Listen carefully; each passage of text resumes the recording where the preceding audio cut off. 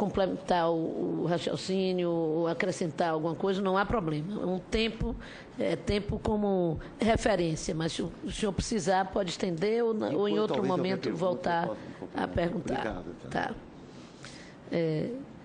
Passando, portanto, imediatamente a palavra ao senhor Jaime César de Oliveira, representante da Anvisa, diretor-presidente substituto.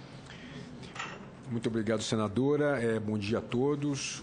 Cumprimento a todos os presentes, os companheiros de mesa. Parabenizo a comissão pela realização dessa audiência e especialmente pela possibilidade de quem não está presente aqui também está acompanhando via YouTube e podendo participar enviando questões e comentários para cá.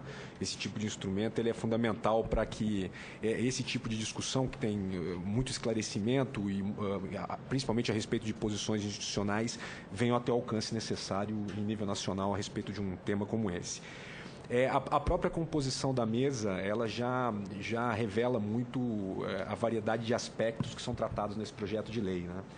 Desde questões envolvendo prevenção, a política geral, desde questões envolvendo a prevenção, o amparo e assistência aos dependentes de drogas, passando por questões que chegam até o uso recreativo de certas substâncias previstas num dos artigos aqui e chegando também a matérias que são mais afetas à competência da Anvisa. E aí eu me refiro diretamente ao artigo 30A do projeto, que trata da possibilidade de importação ou possibilidade de uso de medicamentos produzidos a partir derivados ou produtos diretos da cannabis, da maconha, para uso medicinal. E é nele que eu vou me ater mais ao final da minha apresentação. Mas, antes disso, é importante eu fazer algumas ponderações a respeito de qual que é o papel institucional da Anvisa quando a gente está tratando de questões relacionadas à política nacional sobre drogas. A Anvisa tem papéis que são papéis indiretos, no entanto, importantes para essa política, como, por exemplo, regulamentação de condições sanitárias de operação de comunidades terapêuticas, que são um instrumento fundamental da política sobre drogas, para o tratamento, para o amparo, para o acolhimento de dependentes químicos, e tem outros papéis mais diretos, que atualmente o papel que está mais em voga, que é mais discutível, mais aparente em relação à Anvisa, são as discussões a respeito de aprovação de produtos, de medicamentos que utilizam, que são produzidos a partir de substâncias que hoje em dia são proscritas no país. Vou me ater mais diretamente à cannabis, à maconha, em função de ser uma discussão que já vem ocorrendo durante esse ano todo na Anvisa e que tem despertado a maior atenção a respeito do papel da instituição, a respeito do papel da Anvisa. Muitas vezes se atribui à agência determinados papéis em relação à possibilidade de utilização de medicamentos produzidos a partir, principalmente, da maconha, da cannabis, que não são papéis diretamente relacionados à competência da Anvisa. O uso medicinal dessa planta, ela envolve muitas questões que dizem respeito à atuação da agência. Agora, envolve também muitas outras questões que dizem respeito a uma atuação de vários órgãos do poder público, incluindo também a produção legislativa aqui no Senado Federal e na Câmara de Deputados. É importante que se tenha essa dimensão bem esclarecida a respeito de qual é o alcance da competência da Anvisa nessa matéria, porque muitas vezes determinados tipos de questionamento ou imagina-se que determinadas decisões podem ser tomadas exclusivamente no âmbito da Anvisa, enquanto essas decisões não podem, elas dependem de uma série de outros órgãos públicos e muitas vezes depende de atuação normativa que está fora das atribuições da agência. A agência, hoje em dia, ela vem... E isso eu vou tratar com mais detalhes, comentando especificamente o artigo 30A do projeto de lei. 37 de 2013, porque algumas coisas a gente pode extrair de lá a título de contribuição para a própria discussão do PL. Mas o que se discute atualmente na agência é a reclassificação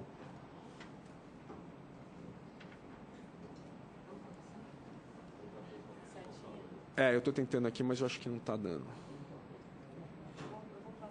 Tá. O que se discute atualmente na agência é a reclassificação de um dos canabinoides presentes na maconha, que é o canabidiol. Atualmente tem isolado cerca de 85 canabinoides, cada um com propriedades específicas. Os mais conhecidos dele, o canabidiol, o THC e o canabinol, que hoje em dia, por conta da forma como a legislação é construída,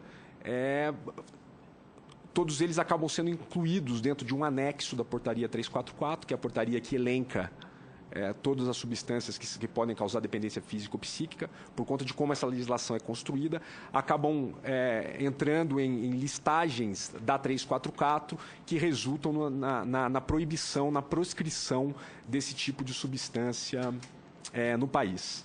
Passa para mim, por favor. Está dando certo? Passou. Ah, tá. Vocês veem que a apresentação é longa, eu vou pular alguns slides para ir direto ao ponto, mas,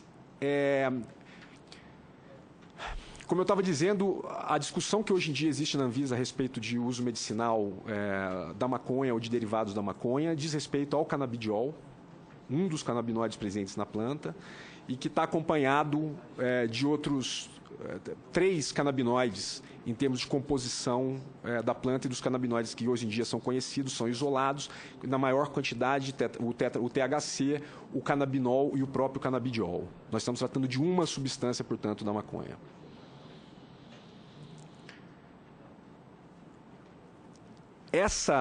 O canabidiol ele pode ser extraído da maconha através de um determinado processo, que está descrito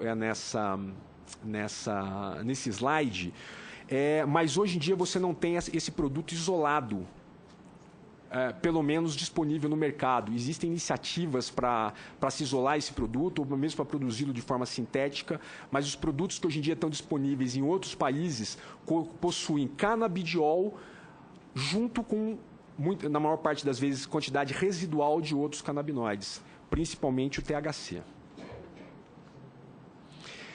O canabidiol ele tem um potencial terapêutico identificado pela literatura que compreende todas essas doenças que vocês podem ver aí, descritas no slide. Tá? O levantamento de literatura foi feito através de uma pesquisa no PubMed, com mais de 500 artigos científicos, e há referências. Logicamente que o grau de comprovação de benefícios terapêuticos do canabidiol em relação a qualquer uma dessas doenças, elas variam de acordo com o grau e a profundidade de pesquisas que foram feitas a respeito dela. Nesse slide seguinte, vocês podem verificar onde está com maior número de estrelinhas, maior nível de literatura tratando do potencial terapêutico do canabidiol. Então, vocês veem que esquizofrenia tem um grau de evidência superior, por exemplo, a utilização do canabidiol para tratamento de transtornos do humor ou de transtornos de ansiedade. Tá?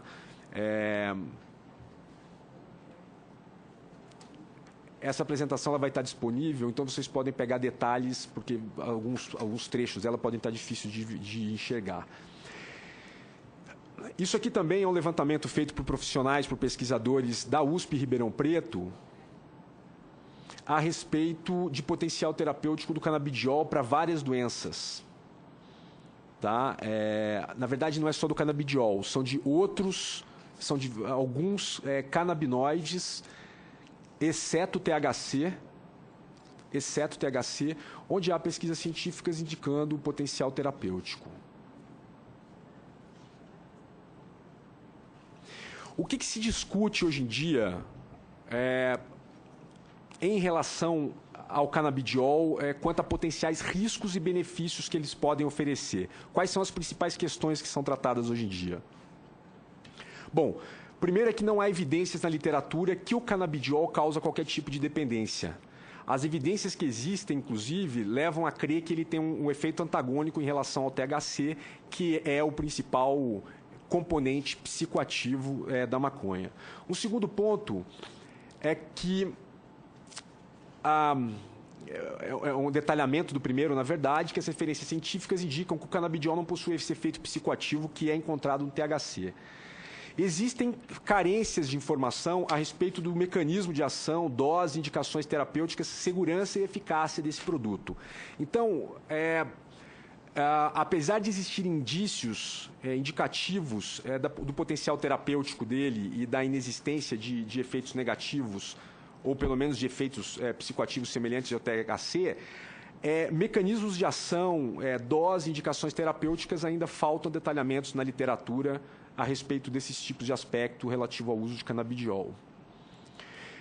Existem deficiências em relação à prescrição, a orientações técnicas para prescrição, muito embora o tema, o uso medicinal do canabidiol esteja crescendo as discussões em termos de intensidade dentro de conselhos médicos. O CREMESP em São Paulo já tem uma resolução tratando com orientação para a prescrição do canabidiol, e o Conselho Federal de Medicina está em discussão e com previsão de em breve também soltar uma resolução a respeito. E existem também evidências de que o uso a curto prazo não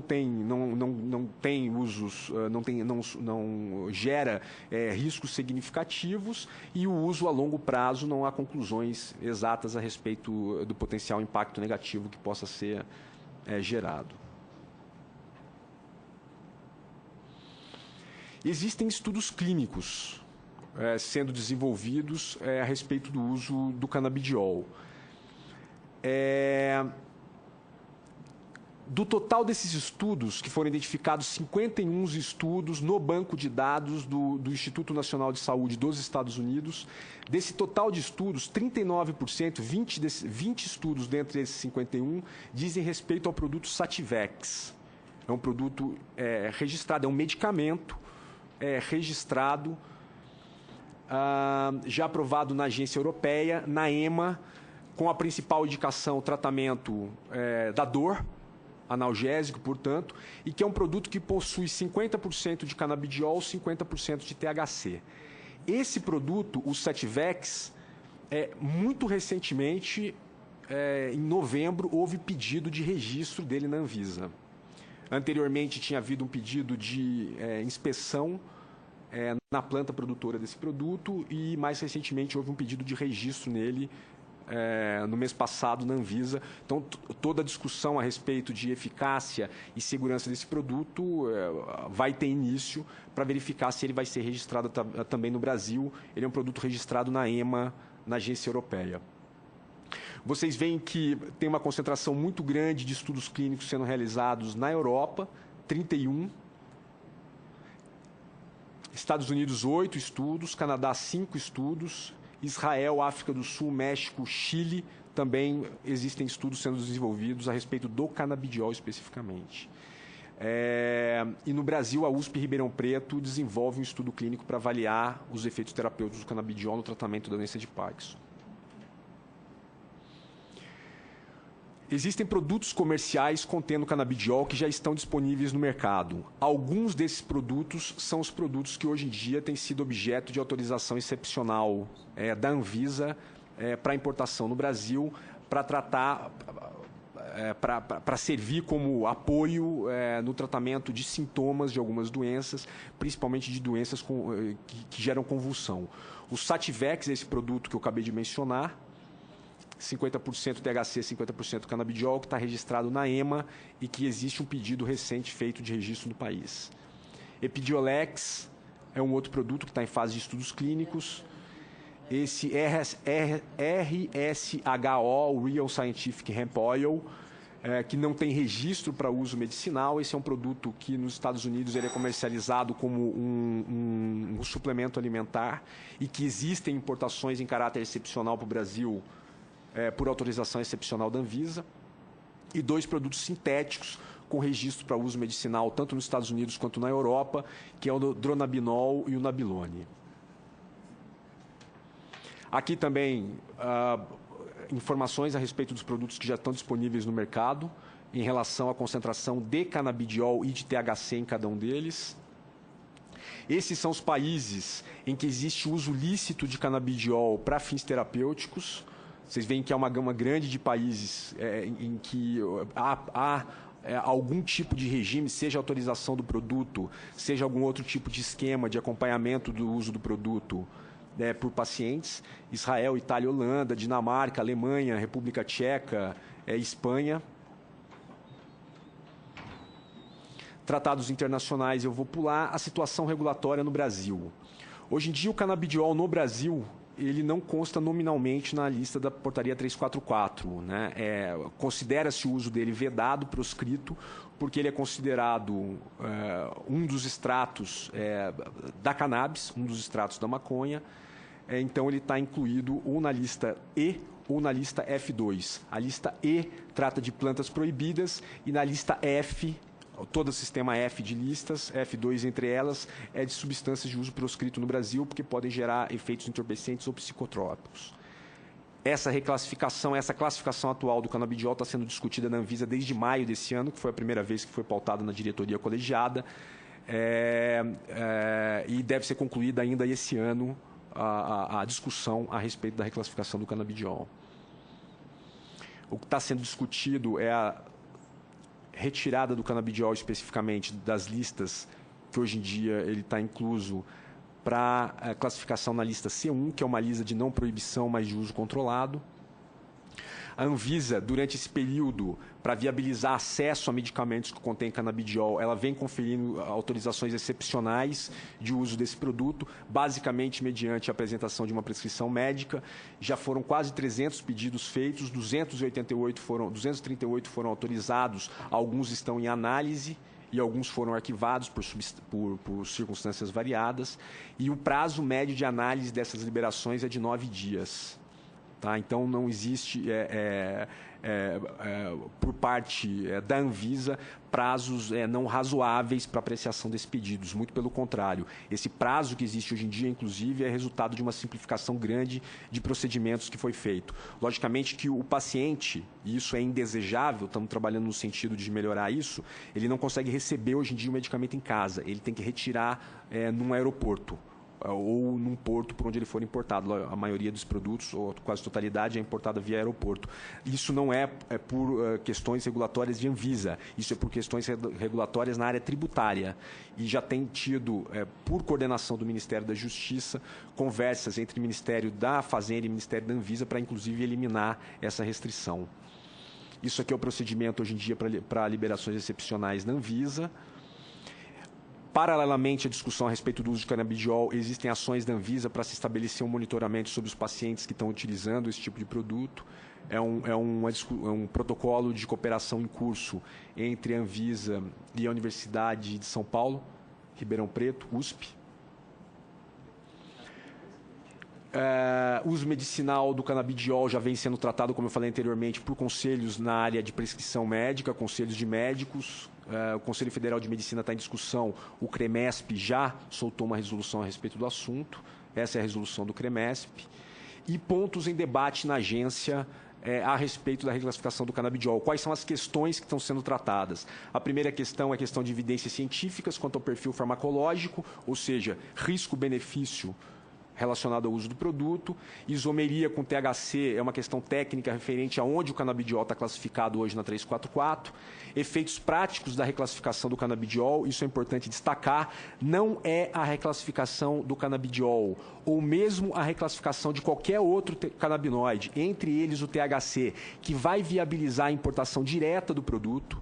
O que viabiliza a importação direta do produto, a disponibilidade do produto no mercado nacional, é um registro de produto na Anvisa. Muitas vezes existe confusão a respeito de aonde se vai levar, de onde se vai chegar com reclassificação de canabidiol e THC, e não vai se chegar à disponibilidade do produto no mercado nacional. Se discute também a adequação da lista C1 para reclassificação, e esses dois outros pontos que dizem respeito ao aprimoramento do processo de importação e monitoramento de produtos e pacientes em que estão atualmente utilizando o canabidiol. Especificamente em relação a um artigo que diz respeito a uso medicinal de produtos derivados da maconha, que está em discussão no PL, que é esse artigo 30A. É permitido a pacientes ou seus representantes legais importar derivados e produtos de cannabis para uso medicinal. Essa primeira parte do dispositivo, é importante que se tenha clareza de que essa importação ela já é possível. Ela é possível mediante autorização excepcional da Anvisa quando a gente está falando de um medicamento. Nessa parte inicial do dispositivo, pode-se estar querendo,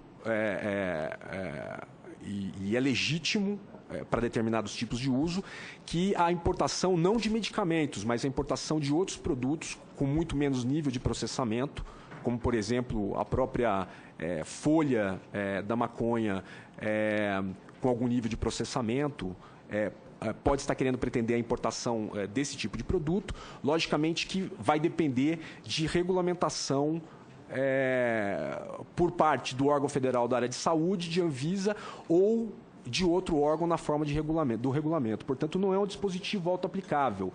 Muitas vezes se espera que essas medidas elas tragam resultados imediatos para quem quer ter acesso a esse tipo de produto. Essa medida ela não é uma medida auto-aplicável, ela vai precisar de regulamentação, seja por parte da Anvisa, seja por parte de outro órgão. Exigindo-se a apresentação de receita médica e autorização do órgão federal da área da saúde. Isso já ocorre. O principal elemento que existe para a Anvisa fazer liberações excepcionais dos produtos contendo canabidiol é a receita médica, é a prescrição médica. Então, em termos de alteração na situação atual, que hoje é verificada e que já é admitida pela legislação, esse dispositivo ele tem um alcance limitado, tanto por não ser auto-aplicável, porque depende de regulamentação, quanto porque a matéria principal de que ele trata já é uma matéria que a legislação atual autoriza, que a legislação atual permite. Eu creio que são esses dois pontos principais que eu gostaria de comentar a respeito do 30A e fico à disposição para outros questionamentos. Obrigado.